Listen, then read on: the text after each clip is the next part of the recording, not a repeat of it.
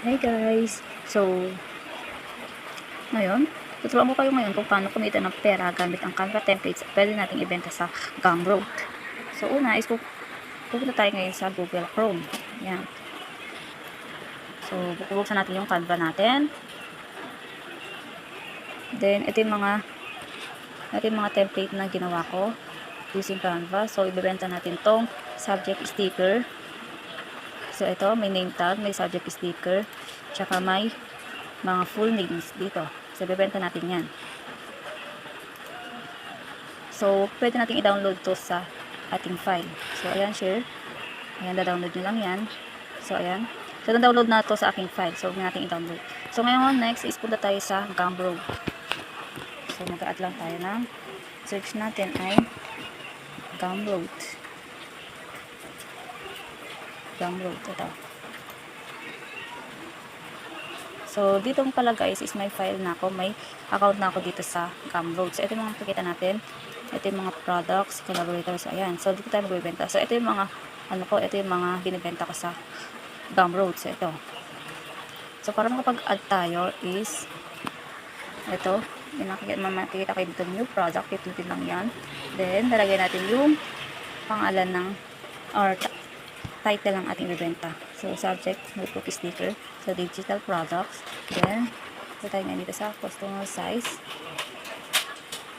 Nilagyan pa pala ng ating price. So, for example, $5 is equivalent to 250 pesos. So, para mas mahal, natin $3. Ayan, 150 para sa ating Then, pwede natin yung customize. Then, ayan. So, description. So, pwede tayong mag-search sa GPT. Tayo sa chat GPT. Ayan. Magkano lang kayo dyan. Search na subject. Sticker. Description. Yan.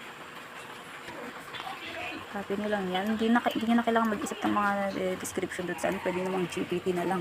Then copy. Then balik tayo doon. Then i-paste natin ito ngayon dito. Control V.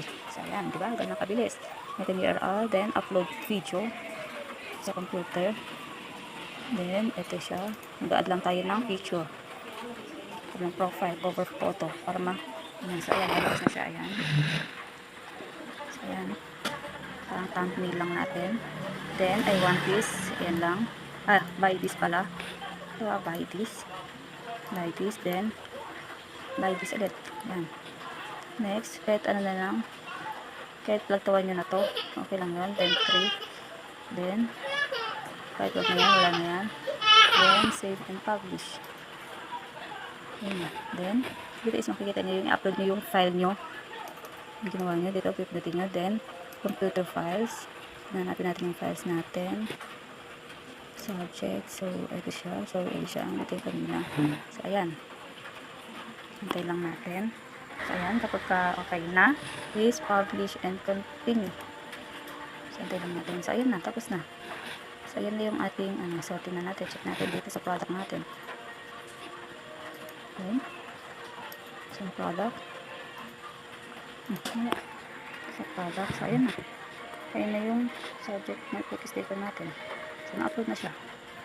So, thank you guys. Sana may natutunan kayo. Like and subscribe. Salamat.